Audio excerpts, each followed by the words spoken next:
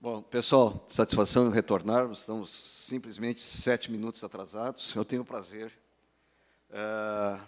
de apresentar a vocês, para quem não conhece, a Cristina Genro, nossa colega, formada em zootecnia e mestrado também por aquela universidade que eu sempre digo, que produz técnicos fantásticos, a Federal de Santa Maria. Posteriormente, veio se aperfeiçoar mais, né, no doutorado aqui na zootecnia da URGS. Nossa colega que tem produzido muito para todo o nosso conhecimento. Com a palavra, você tem 50 minutos. Tá bom o som? Tá ótimo. Os meus predecessores já falaram tanto e tão bem, né, que eu acho que não vou falar 5 minutos aqui, ok? Bom, em primeiro lugar, Lobato, obrigada por organizar esse evento tão importante, esse marco para a agropecuária do Rio Grande do Sul, né? Muito obrigada pelo convite para estar aqui. Também, no nome do Lobato, agradeço toda a Farsul. E eu trouxe para nós conversar um pouco hoje sobre maneiras de se mitigar metano produzido por bovinos, principalmente de corte, que a gente vem trabalhando bastante. E esse tema, né, do evento que o Lobato resolveu, que organizou, realmente, ele resume o que nós todos estamos falando até agora, né? Que é a questão de crucificarem a agropecuária brasileira em detrimento dos outros setores. Então, o primeiro slide que eu vou mostrar para vocês é esse aqui, que é bastante impactante, né?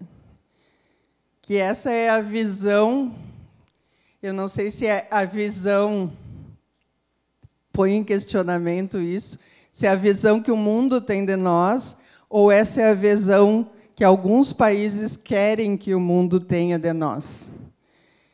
Mas, baseado nos quase 50% de uso de mudança da terra que nós temos, a gente vê que, realmente, estamos pagando a conta com o resto do país, né, por essa substituição da floresta por pecuária. Então, é isso que todos acham. Acredito, buscando aquilo que o Domingos falou na abertura, né? A nossa pecuária não é a melhor nem a maior, mas a nossa pecuária é diferente. E isso que nós temos que buscar como geradores de resultados de ciência e como demandadores desses resultados, levar isso e explorar isso da melhor maneira possível. Nós temos como o Brasil como 7º lugar nos países maiores emissores de gases de efeito estufa. E, se vocês olharem nesse pequenininho gráfico que está aqui, o Brasil está aqui, nós temos uma grande parte, 50% ou mais da agropecuária, 76%, como emissão de metano, e levando em consideração que o nosso país usa fontes de energias ambientalmente corretas, como hidrelétricas, e agora avançando bastante também a questão da energia eólica, das usinas fotovoltaicas. Então, o nosso país, em termos de energia, ele é muito correto na eficiência de utilização da energia, sendo que, quando a gente olha para a China e os Estados Unidos, que são os maiores emissores, a gente vê que a energia tem um papel muito importante, né? Tanto a energia para aquecimento, para a geração da energia dos países, né, como pelas indústrias.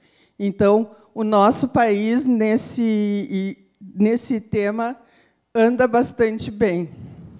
Como o Alexandre falou, algumas vezes, quando se tem problemas de seca, que as hidrelétricas não funcionam bem, e nós temos que ativar as termoelétricas, aí nós temos um aumento nessa geração de energia.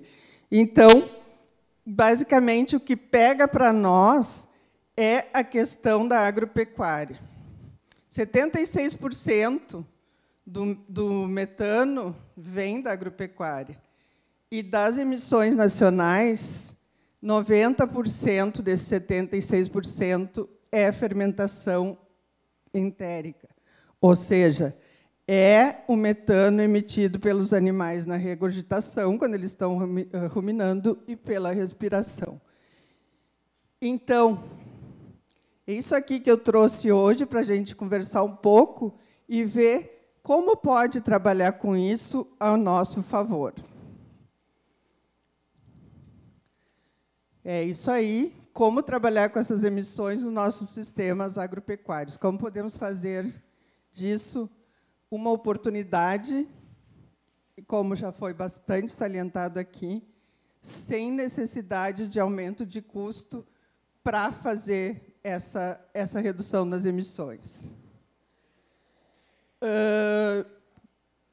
O mundo mudou nesse tema de emissões de gases de estufa no final de 2021, quando nós tivemos a COP26 em Glasgow, né, onde os países assinaram, a maioria dos países assinaram esse acordo, o Brasil é um dos signatários, que se comprometeram com a redução de 30% das emissões de metano. Então, novembro de 2021 foi um marco na agropecuária e na história do nosso país, quando mais começou a se trabalhar em cima desse tema, e esse tema ficar frequente, né, no nosso dia a dia, está sempre ali por causa desse compromisso. Por que trabalhar com metano? Porque o metano, entre os gases de efeito estufa, que o Cimelli nos apresentou antes, é o que tem a vida na atmosfera mais curta. Então, uma redução que eu tenho hoje, daqui a 12, 20 anos, que é a média de duração do metano na atmosfera, ela já vai mostrar resultado. O que eu quero dizer com isso?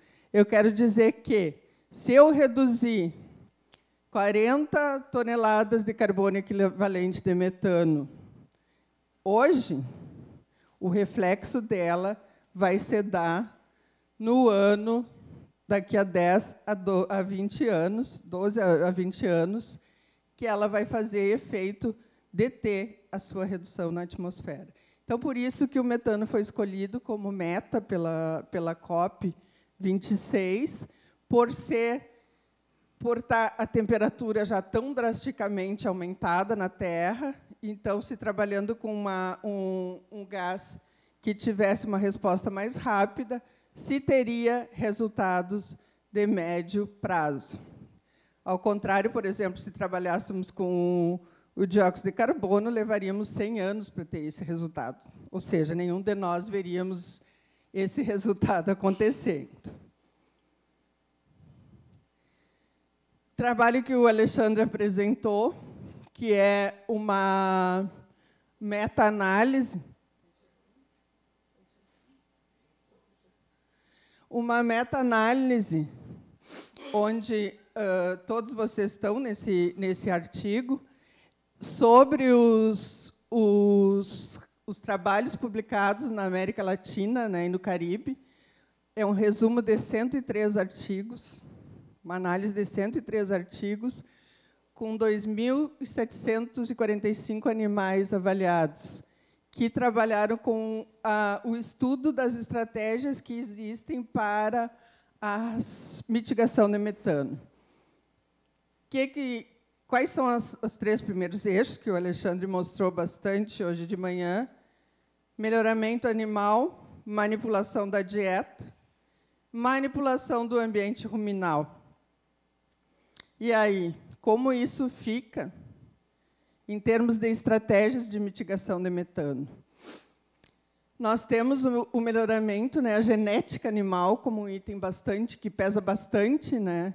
Nós temos um efeito de 38% na redução da mitigação de metano, utilizando animais mais eficientes geneticamente, mas é uma medida que é de mais longo prazo, né? Porque o processo de melhoramento genético leva várias gerações até que ele consiga ser fixado. Depois temos as medidas de ajuste de carga, uso em pastejo contínuo, pastejo rotacionado, que são medidas que têm efeito imediato e que têm um efeito bastante grande na mitigação do metano e na melhoria da produtividade. Essas medidas são, eu não lembro qual é a percentagem que o Alexandre mostrou hoje do aumento na produtividade, lembro que da genética é 99%, e essas aqui estão em torno de mais de 40% de aumento na produtividade da propriedade. Então, vocês vejam que somente com manejo nós já podemos reduzir e bastante, sem entrar com mais nenhuma ferramenta dentro da propriedade. Manejar, fazer a gestão do seu produto. Depois disso, nós temos o aumento de proteína da dieta, com 10%, e um grande aumento quando se tem um nível de alimentação adequado, com 37%, e mais de 170% de aumento na produtividade. O que eu quero dizer com manter o nível de alimentação? É o animal nunca passar fome. E como que isso afeta a emissão de metano? Afeta de duas maneiras, porque animais mais eficientes, já foi dito aqui, que geram menos metano, têm uma intensidade de geração de metano menor por quilo de produto produzido do que animais menos eficientes, certo? E também eles têm um efeito sobre a quantidade de emissões geradas na propriedade, porque eles têm um ciclo mais acelerado. O que é um ciclo mais acelerado? O que o nosso mestre tem dito. Diminuir idade de entore, diminuir idade de abate, não deixar o terneiro passar fome no ventre da mãe, manter sempre um nível adequado para mim ter um terneiro bom que responda à alimentação que eu vou dar para ele.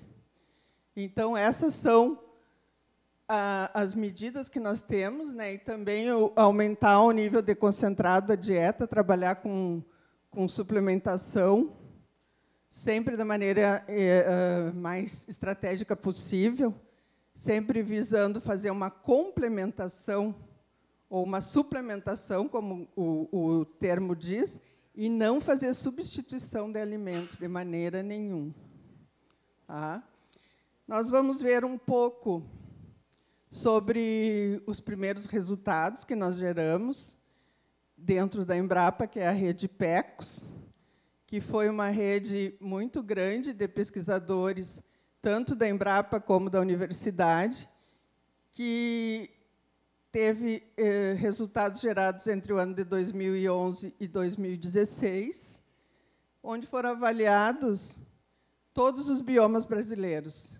Nos 6 biomas brasileiros, nós tínhamos estações de coleta de dados, sempre procurando caracterizar os principais sistemas produtivos dos biomas. Nós, aqui da região sul, trabalhamos do bioma Pampa, trabalhamos fortemente com o professor Paulo e o professor Simélio nos protocolos do nativão. Nós vamos ver o resultado, que é um experimento que tem mais de 30 anos em campo nativo, que vem rodando. No integração lavoura-pecuária com ovinos, que também é um experimento já longevo, né, Paulo? E no experimento de campo nativo, lá na Embrapa Pecuária Sul, onde trabalhávamos níveis de intensificação, a utilização do campo nativo para a terminação de novilhos. No nativão, nós trabalhávamos com recria de fêmeas, e no ILPzinho, né, com ovinos. Esses foram 2 anos de coleta em cada um desses protocolos experimentais. Coletamos gases do compartimento solo-planta, coletamos as emissões de metano dos animais e avaliamos o consumo e o desempenho desses animais durante 2 anos. no caso dos experimentos com pastagem nativa, cada ano nós tínhamos 4 avaliações, uma avaliação por estação do ano. Então, foram 8 avaliações para cada uma dessas protocolos experimentais de campo nativo. E, no ILP, foram 2 anos com 2 avaliações por ano. Essas completas. Sendo que solo-planta era avaliado continuamente, né, a cada 15 dias. É um sistema bastante complexo de coleta de dados e bem intenso, né, digamos assim. Em Bagé, então, trabalhamos com a terminação de bovinos de corte, com animais Erifor, novilhos Erifor, onde se trabalhou com, além de trabalhar com ajuste da carga, para uma carga mais adequada à disponibilidade de pasto, que, no caso, foram os 12% de oferta, né? 12 quilos de matéria seca para cada 100 quilos de peso vivo. Nós trabalhamos também com... Esse foi o primeiro nível de intensificação, né, que foi simplesmente o ajuste ao crescimento. Trabalhamos também com correção, né, com uso de calcário e uma adubação de base e nutrigenada, que seria o segundo nível de intensificação. Campo nativo com ajuste de carga e mais correção por calagem e fertilização, e uso de duas aplicações de nitrogênio por ano durante o outono e a primavera, 50 quilos de nitrogênio em cada uma dessas estações. E, por último, o terceiro nível de intensificação, além desses 2 outros níveis, ainda tínhamos a introdução de azevém e trevo vermelho. Que nós podemos ver isso, então, durante 2 anos, coletando todas essas variáveis que eu falei para vocês. O que nós observamos nesse protocolo? Bom, metano, quilo por animal por ano, variou de 43 a 51, sendo que não foi significativo, né, não houve diferença entre tratamentos, mas foi inferior ao que o IPCC trata, não inferior em termos de análise estatística, sim, não inferior em termos de quantidade. Né? São 56 quilos contra 43, 48 e 51. Mas aonde que se verificou diferenças foram no ganho individual, numa resposta, né, conforme o nível de intensificação, o aumento de ganho, partindo de 259 até quase 600 quilos de peso vivo por hectare por ano. E, quando se trabalha em termos da intensidade, né, quantas gramas de metano foram emitidas para cada quilo de peso vivo produzido, se vê que houve uma menor intensidade de emissão no tratamento onde nós tínhamos campo nativo fertilizado com sobressemeadura de azevém e trevo vermelho. O que isso significa? Nós podemos ver que nível nutricional em terminação, com a mesma oferta de forragem, ocorre uma melhor nutrição, melhor desempenho em animais onde se tem uma alimentação mais uniforme durante o ano todo. Por quê? Porque esse efeito da fertilização ele vai para todas as outras espécies nativas que estão ali também, fazendo com que o campo seja mais produtivo. Eu não coloquei aqui as taxas de acúmulo de matéria seca, mas, no caso do campo nativo, só com ajuste de carga, quando chega no outono e inverno, lá em Bagé, os acúmulos são 0 e, muitas vezes, negativo. Ou seja, a gente está tendo perda de material. A gente não está conseguindo acumular, e isso tem reflexo na nutrição animal e na nutrição do solo também.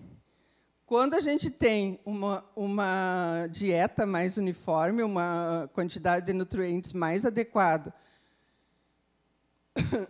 com uma percentagem de matéria verde melhor, nós temos melhor desempenho.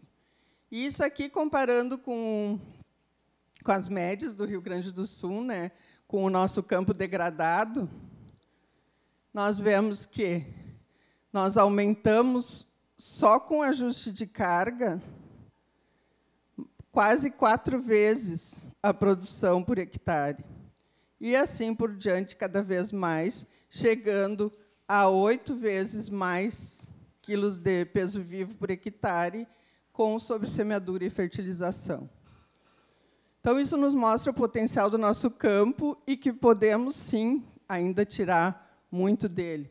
Isso responde, eu acho, a pergunta das áreas não agriculturáveis, né, do Lobato, e nos mostra que, manipulando a dieta, é possível melhorar a eficiência da produção, da terminação de novilhos. Agora nós vamos para o nativão. O que o nativão trabalha?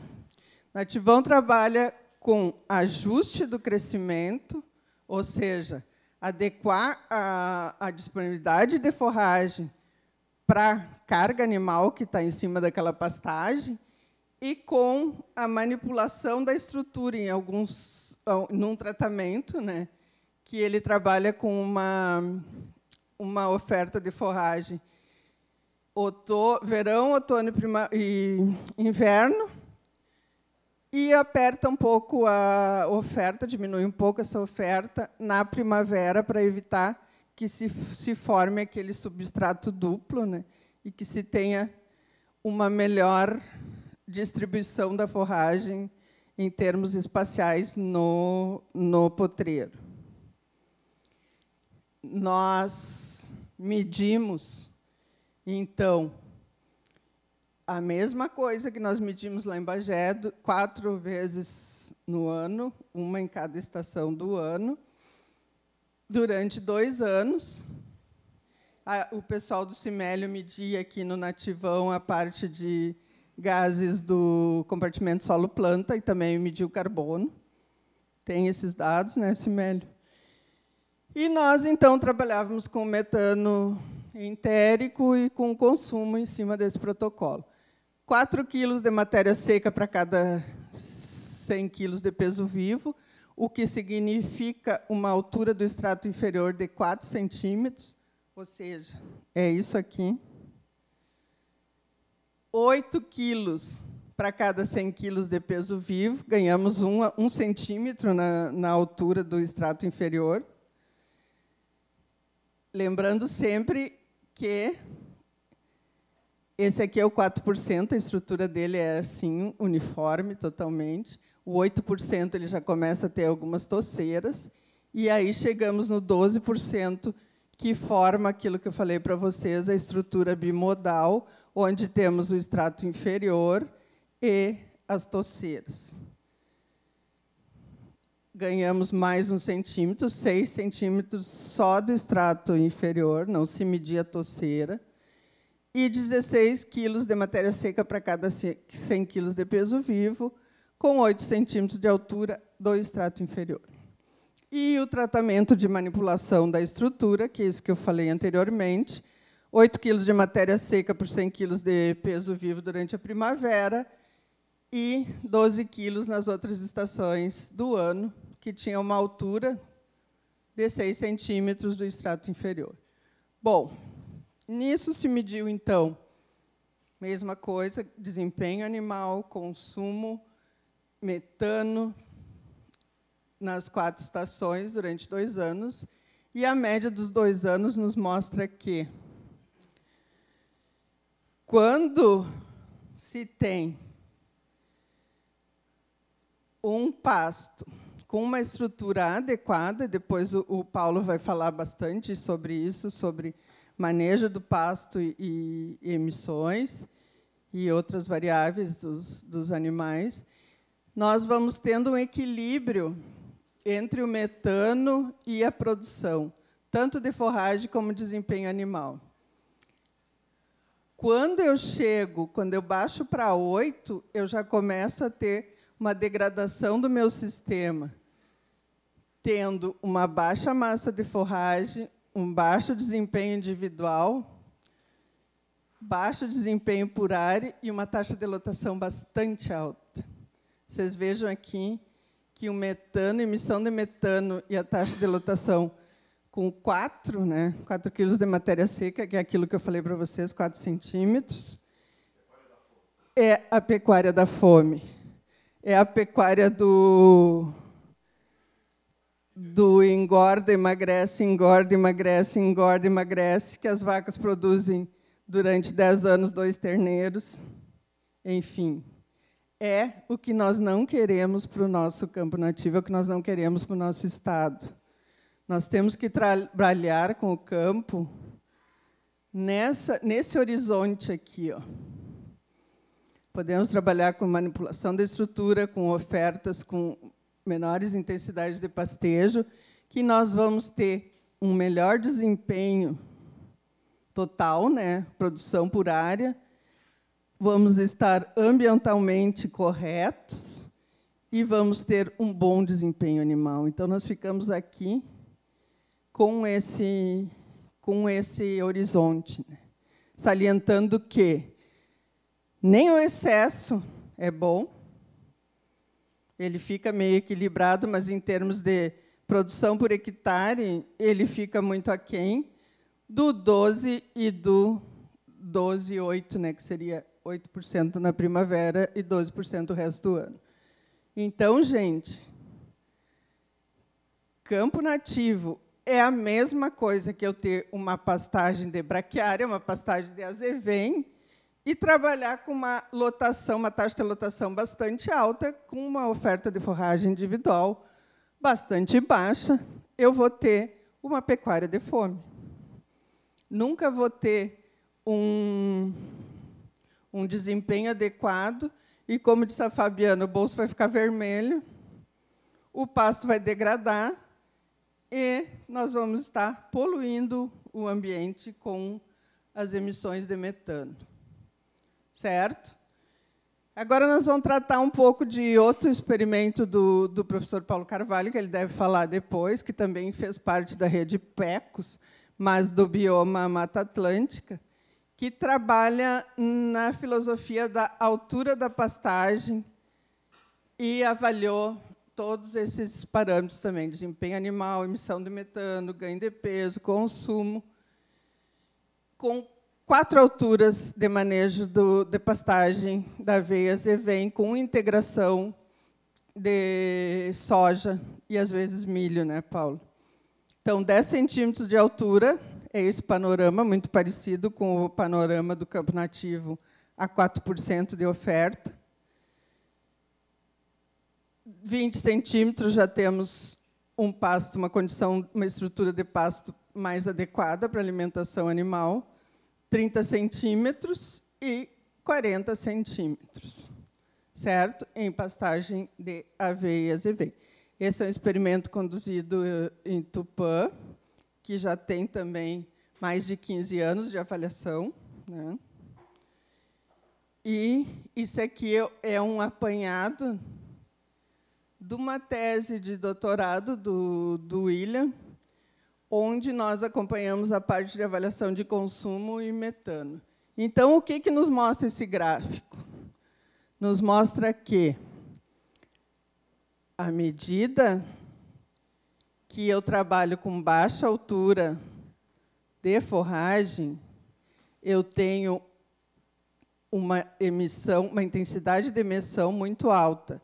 Ou seja, eu tenho muito mais emissão de metano por cada quilo produzido quando eu vou trabalhando com 20 centímetros de altura, 25 e 30. Passou do 30, a intensidade de emissão de metano por quilo produzido também começa a aumentar. Certo? Aqui o ganho de peso individual, ganho médio diário, que também acompanha, é uma resposta à emissão de metano. O que isso significa? Bom, eu tenho, se eu usar as veias e venha 10 centímetros de altura, tem uma taxa de lotação e um ganho de peso por hectare bem alto. Mas eu também tenho uma intensidade de emissão, aqui é uma emissão de metano alta também. Conforme eu vou diminuindo, aumentando a altura, eu vou diminuindo a produção por hectare e vou diminuindo a emissão por hectare. E aí, o que eu faço?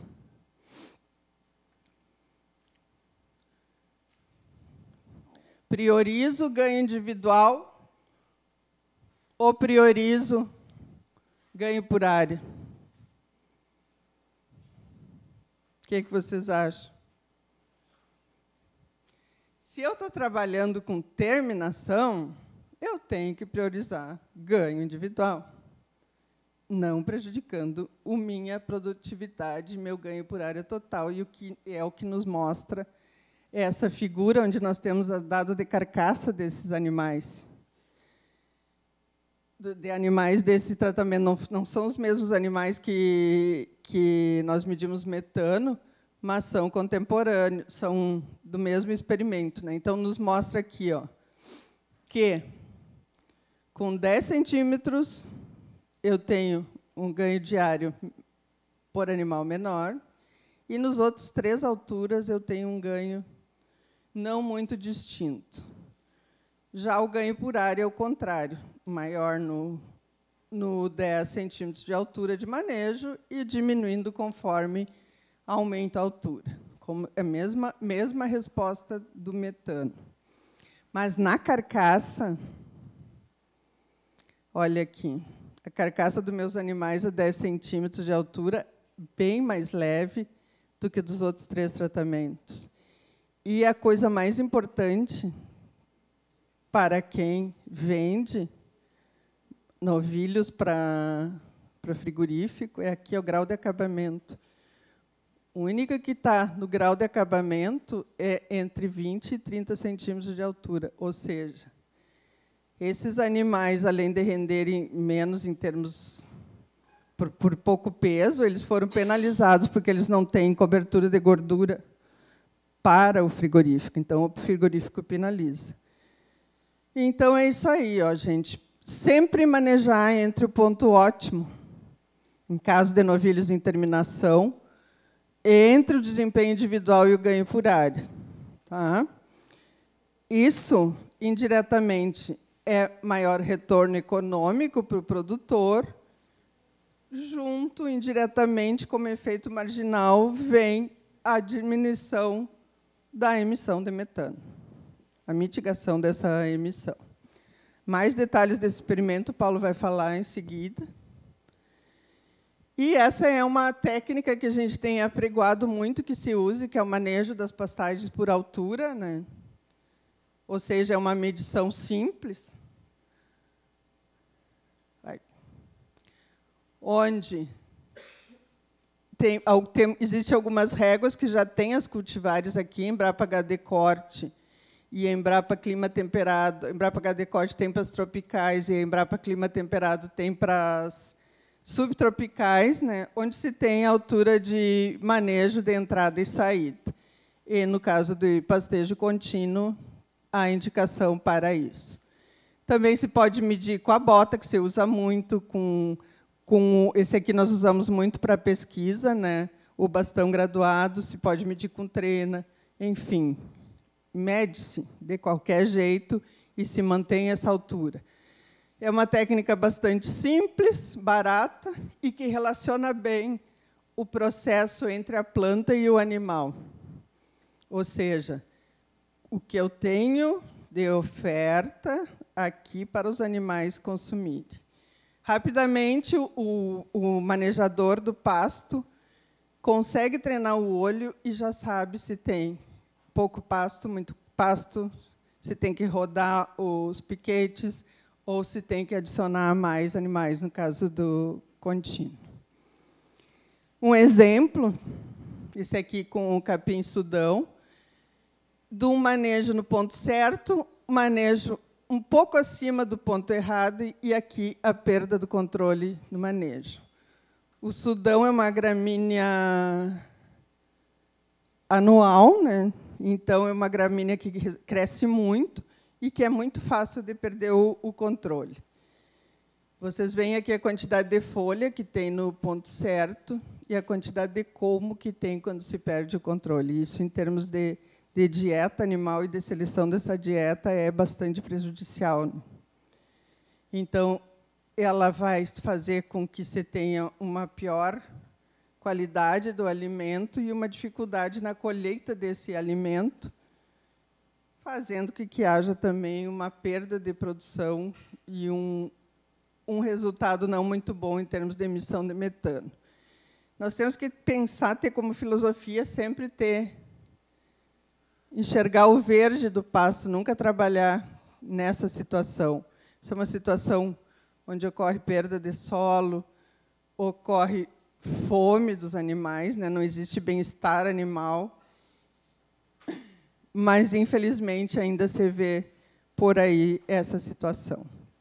Então, nós, como técnicos e como convertidos, temos que apregoar, trabalhar sempre numa quantidade de pasto que seja eficiente para a colheita, né? E que tenha bem-estar animal e uma produção animal adequada para esse tipo de pastagem. Nós temos uma publicação na Embrapa, e se tem muitas publicações, tem artigos científicos e documentos técnicos que fazem a sugestão de alturas, né, para ajuste de carga para as diferentes pastagens. Essa nossa publicação aí é para as pastagens da região sul. E essa altura, gente, não é simplesmente medir altura. Essa altura, ela tem uma relação muito forte com a fisiologia da planta. A altura ótima de manejo é uma altura que faz com que a planta tenha a maior interceptação de luz solar possível, fazendo, então, com que ela tenha uma fotossíntese adequada e produza bastante material verde, né? Faça a produção da planta. Então, nós temos essa publicação aí, tem várias outras, das outras Embrapa, trabalhando com as tropicais. Outra ferramenta que ajuda muito a mitigação do metano é a inclusão de leguminosas nas pastagens. Aqui nós temos uma foto com o uso do Araques, né, o amendoim forrageiro, em consórcio com a braquiária, que é da agrobiologia, Embrapa Agrobiologia, e aqui o capim-sudão, com trevo branco, cornichão e o azevém. Então, esse consórcio faz uma substituição da fertilização nitrogenada, reduz o uso de energia fóssil, mitiga emissões de óxido nitroso e melhora a qualidade da dieta. Sempre que nós melhoramos a qualidade da dieta, nós temos uma resposta na produção animal. Então, pastagens consorciadas usando leguminosas são ambientalmente corretas, tanto em termos de solo, de uso de fertilizante, como de produção animal. E aí nós temos uma leguminosa que existe em todo o nosso estado, toda a região sul, que é o pega-pega, né? O que você sabe sobre o pega-pega? Que campo que tem pega-pega, gado é gordo. Né? O campo que os bois, as vacas estão com o nariz cheio de pega-pega, é campo bom. Nossos colegas da Embrapa Cerrados lançaram uma cultivar de desmódio, que é um primo do nosso pega-pega. E nos dizem que essa leguminosa tem um impacto da aplicação anual de nitrogênio, 150 quilos menos por hectare. Que 4 anos de estudo mostram que ele reduziu 30% o tempo de abate. Redução do tempo de abate significa menor custo ao produtor e menor emissão, como nós já comentamos. E é uma leguminosa que melhora a dieta. É uma leguminosa que tem tanino, faz com que a proteína da dieta seja absorvida em nível do estômago, não em nível de rume, fazendo com que melhore o sistema globalmente. E o nosso pega-pega, o que nós sabemos dele? Nada, né? Não existe, que eu saiba, os nossos desmodes não estão nos programas de melhoramento, não tem estudo.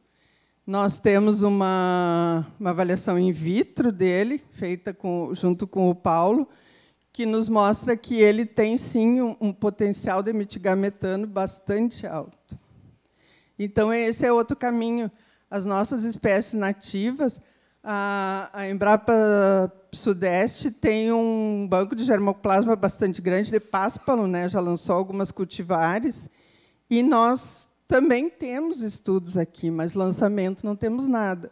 E, em termos de leguminosas nativas, na região sul, não sei se a Ipagre tem alguma coisa, nós aqui não temos praticamente nada de leguminosa.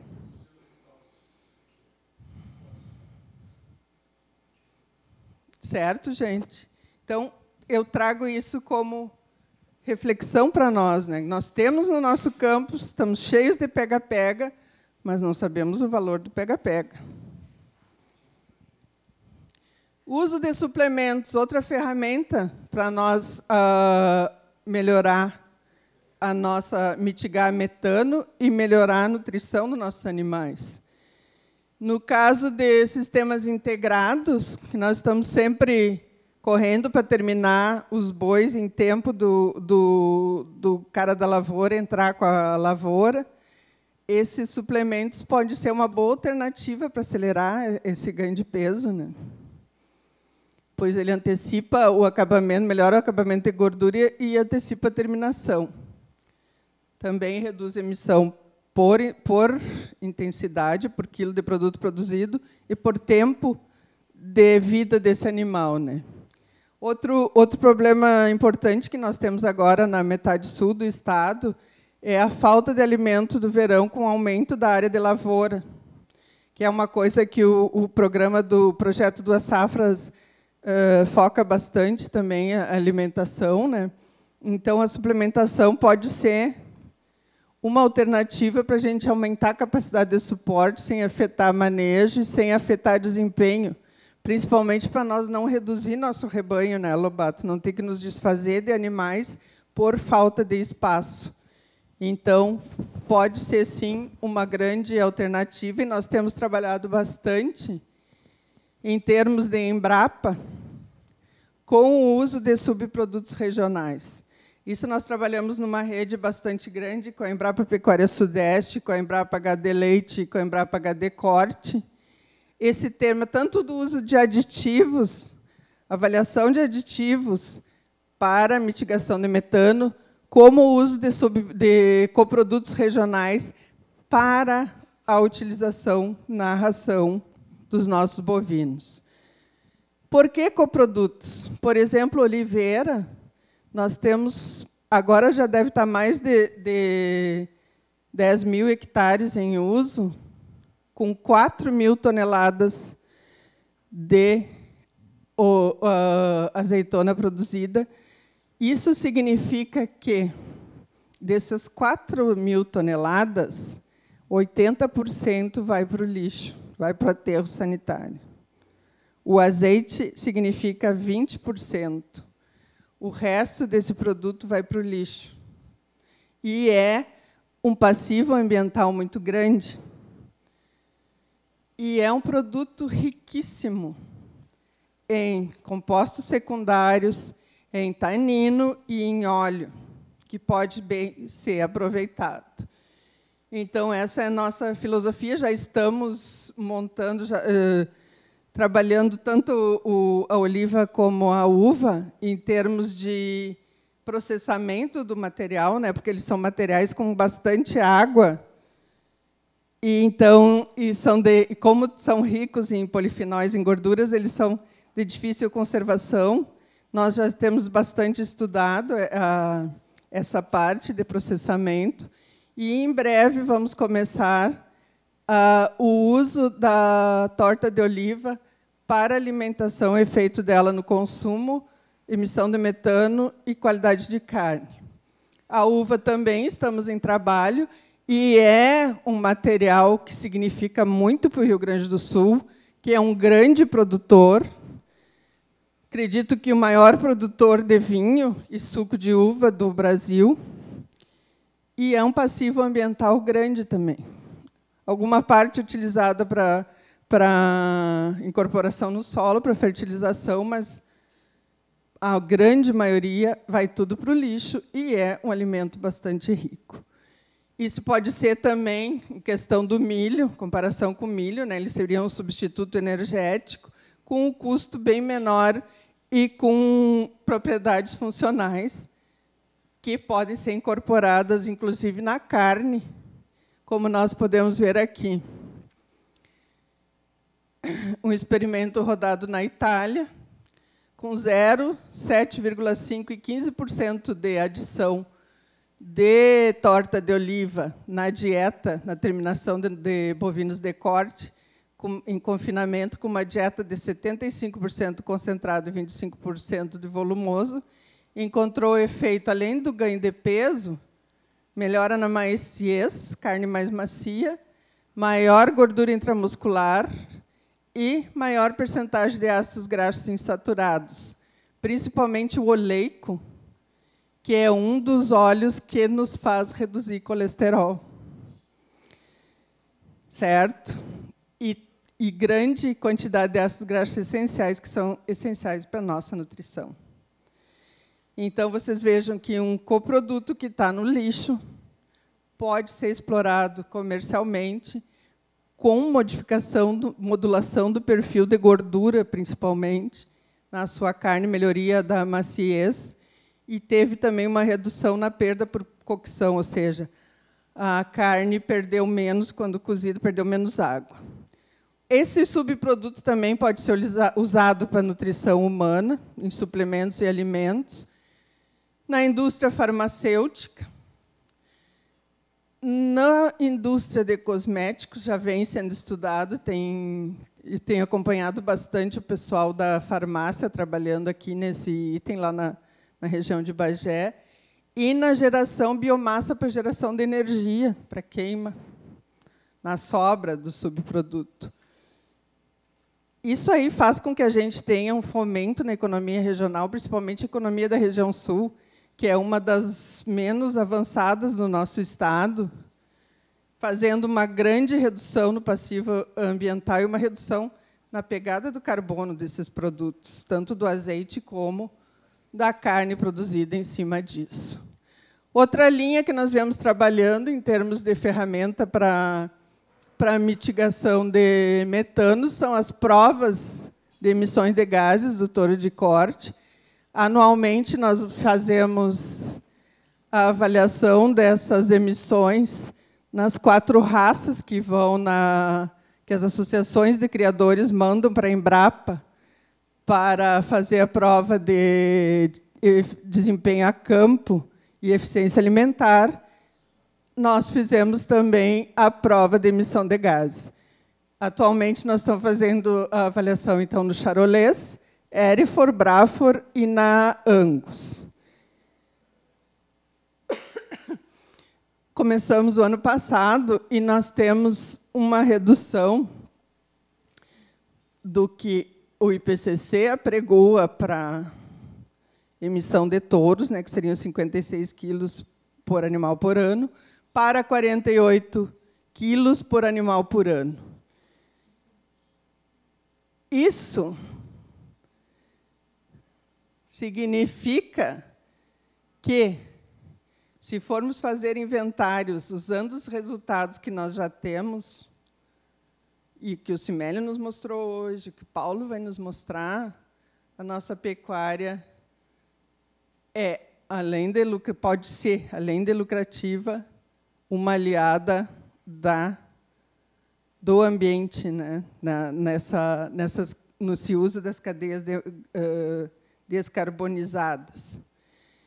Além disso, a gente vem trabalhando com os dados desses animais avaliados para metano, na inclusão de uma DEP de metano nos sumários desses touros, também com a pegada de carbono da carne e do leite produzidos no Rio Grande do Sul, e viemos trabalhando fortemente, junto com as outras Embrapas também, nessa questão das diretrizes para gerar protocolos de carne baixa emissão de carbono e leite baixa emissão de carbono para o nosso Estado. Isso junto com as associações de criadores, junto com os sindicatos do leite, enfim. O Lobato me atrapalhou toda a palestra, me fazendo eu perder minha concentração. Gente, essa é a mensagem, então, que seria a pergunta final. O que os gases de emissão de efeito estufa são? Vilã ou mocinho? Gente, isso é uma oportunidade, nós temos a oportunidade passando. O cavalo encilhado passando na nossa porta. É só nós organizarmos um pouquinho, trabalhar com a régua média, como disse a Fabiana, e trabalhar de diferenciar a nossa pecuária, de levar nossos produtos diferenciados, fazer com que conheçam o Rio Grande do Sul como produtor de produtos amigos do meio ambiente e não com substituição de floresta, como acham que toda a carne brasileira é. Era isso, gente. Obrigado, e estamos à disposição.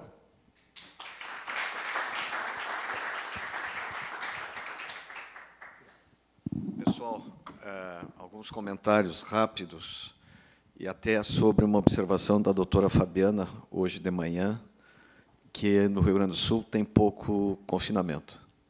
Foi isso, doutora? Mais ou menos que seja. Mais ou menos assim. Eu gostaria de dizer o seguinte, lembrar aos aqui presentes, nós somos capazes de produzir novilhos essencialmente a pasto, se nós adequarmos a lotação, a oferta de pasto nos campos nativos, cobrirmos o período de outono e inverno, como disse a Fabiana, a Cristina, que em fevereiro, março, nada cresce, muitas vezes, em Bagé, ali já no outono, e nós termos, então, cobrindo o período de inverno, um novilho de ano de idade, aos 12, 14 meses, que, continuando em campo nativo, com oferta adequada, pode entrar lá nos 18, 20 meses, no segundo inverno, ou ainda em pastagens devidamente implantadas, etc., ser abatido com 18, 20 meses, como alguns produtores fazem, no mês de março, abril, sem precisar entrar em confinamento. Se quisermos aumentar a maior taxa de ganho de peso, regular taxa de ganho de peso, nós podemos entrar com suplementação com subprodutos. E aí isso nós aceleramos. E aí encontrar nas prateleiras, e colocar no Brasil inteiro, que aqui nós temos o grass-fed beef. Ou seja, vá à Flórida, você encontra no supermercado grass-fed beef, num país cujo símbolo da pecuária são os feedlots. Nós podemos ter uma diversidade de produtos. Na Flórida tem grass-fed beef. Não só o grass-fed beef. Nova York, grass-fed beef. Ou seja, Flórida, Nova York, temos isto para certificar, para provar que... E aí não pensando em 300 quilos de carcaça ou 350 quilos de carcaça. E aí eu volto a dizer que nós precisamos ter diferentes alternativas, diferentes propostas para diferentes sistemas nesse Brasil tão diverso. Se o Rio Grande do Sul é diverso, imagine o Brasil. Alguma observação? Cristina, muitíssimo obrigado.